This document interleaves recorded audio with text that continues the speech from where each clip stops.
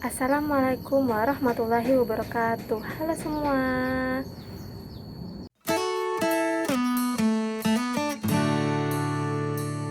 Perkenalkan, nama saya Novi Rahmawiyah dengan NIM A1D1 18006. Saya adalah mahasiswa pendidikan guru sekolah dasar di Universitas Jambi.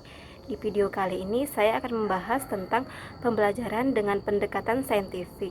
Pembelajaran dengan pendekatan saintifik adalah proses pembelajaran yang dirancang sedemikian rupa agar peserta didik secara aktif mengkonstruk konsep, hukum, atau prinsip melalui tahapan-tahapan mengamati, merumuskan masalah, mengajukan atau merumuskan hipotesis, mengumpulkan data dengan berbagai teknik, menganalisis data, menarik kesimpulan, dan mengkomunikasi konsep, hukum, atau prinsip yang ditemukan. Pembelajaran dengan pendekatan saintifik memiliki karakteristik: yang pertama, berpusat kepada peserta didik; yang kedua, melibatkan keterampilan proses sains dalam mengkonstruksi konsep, hukum, atau prinsip; yang ketiga, melibatkan proses-proses kognitif yang potensial dalam merangsang perkembangan intelek, khususnya keterampilan berpikir tingkat tinggi peserta didik; dan yang terakhir, dapat mengembangkan karakter peserta didik. Dalam pendekatan saintifik ada 5M yang harus dilakukan. Yang pertama, mengamati; yang kedua, menanya; yang ketiga, mencoba; yang keempat, menalar; dan yang kelima, mengkomunikasikan. Pada tahap mengamati, langkah-langkah yang harus dilakukan adalah: yang pertama, menentukan objek apa yang akan diamati; yang kedua, membuat pedoman pengamatan sesuai dengan lingkup objek yang akan diamati; yang ketiga, menentukan secara jelas data-data apa yang perlu diamati, baik primer maupun sekunder; yang keempat, menentukan di mana tempat objek yang akan diamati; yang kelima, menentukan secara jelas bagaimana proses pengamatan akan dilakukan untuk mengumpulkan data agar berjalan mudah dan lancar; dan yang keenam, menentukan cara dan melakukan pencatatan atas hasil pengamatan seperti menggunakan buku catatan, kamera, tape recorder, video rekaman, dan alat-alat tulis lainnya.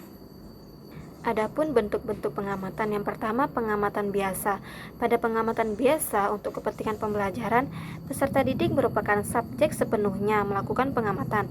Di sini, peserta didik sama sekali tidak melibatkan diri dengan pelaku, objek, atau situasi yang diamati. Yang kedua, pengamatan terkendali. Seperti halnya pengamatan biasa, pada pengamatan terkendali untuk kepentingan pembelajaran, peserta didik sama sekali tidak melibatkan diri dengan pelaku, objek, atau situasi yang diamati. Mereka juga tidak memiliki hubungan apapun dengan pelaku, objek, atau situasi yang diamati. Namun demikian, berbeda dengan pengamatan biasa. Pada pengamatan terkendali,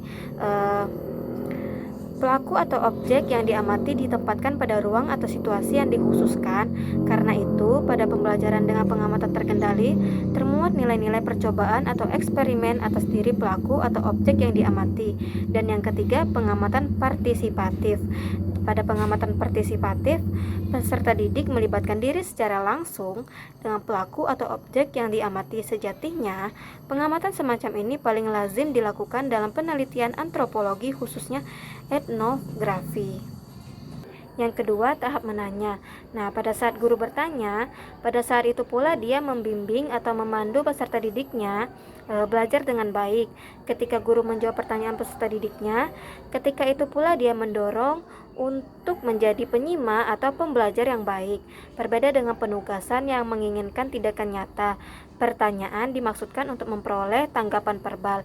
Istilah pertanyaan tidak selalu dalam bentuk kalimat tanya, melainkan juga dalam bentuk pernyataan, asalkan keduanya menginginkan tanggapan verbal.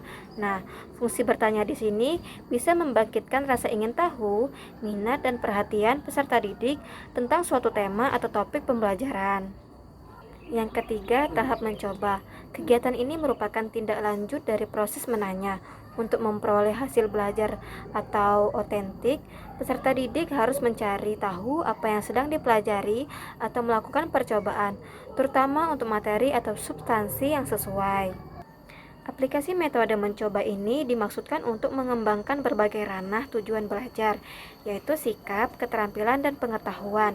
Nah, aktivitas pembelajaran yang nyata adalah menentukan tema atau topik sesuai dengan kompetensi dasar menurut tuntutan kurikulum, mempelajari cara-cara penggunaan alat dan bahan yang tersedia dan harus disediakan, mempelajari dasar teoritis yang relevan dan hasil-hasil eksperimen sebelumnya, melakukan dan mengamati percobaan dan mencatat fenomena yang terjadi, menganalisis dan menyajikan data, dan yang terakhir menarik kesimpulan atas hasil percobaan.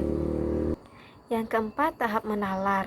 Nah, pada kegiatan ini dilakukan untuk menemukan keterkaitan satu informasi dengan informasi lainnya, menemukan pola dari keterkaitan informasi tersebut. Adapun kompetensi yang diharapkan adalah mengembangkan sikap jujur, teliti, disiplin, taat aturan, kerja keras, kemampuan menerapkan prosedur, dan kemampuan berpikir induktif serta deduktif dalam menyimpulkan. Aktivitas ini juga diistilahkan sebagai kegiatan menalar, yaitu proses berpikir yang logis dan sistematis atas fakta-fakta empiris yang dapat diobservasi untuk memperoleh kesimpulan berupa pengetahuan. Aktivitas menalar dalam konteks pembelajaran pada kurikulum 2013 dengan pendekatan ilmiah banyak merujuk pada teori belajar asosiasi atau pembelajaran asosiatif. Asosiasi dalam pembelajaran merujuk pada kemampuan mengelompokkan beragam ide dan mengasosiasikan beragam peristiwa untuk kemudian memasukkannya menjadi penggalan memori. Nah, selama mentransfer peristiwa-peristiwa khusus ke otak, pengalaman tersimpan di memori otak berelasi dan berinteraksi pengalaman sebelumnya yang sudah tersedia. Dan pada tahap yang terakhir yaitu mengkomunikasi. Pada pendekatan saintifik, guru diharapkan memberi kesempatan kepada peserta didik untuk mengkomunikasikan apa yang telah mereka pelajari. Nah, kegiatan ini dapat dilakukan melalui menuliskan atau menceritakan apa yang ditemukan dalam kegiatan mencari informasi, mengasosiasikan dan menemukan pola. Hasil tersebut disampaikan di kelas dan dinilai oleh guru sebagai hasil belajar peserta didik atau kelompok belajar peserta didik tersebut.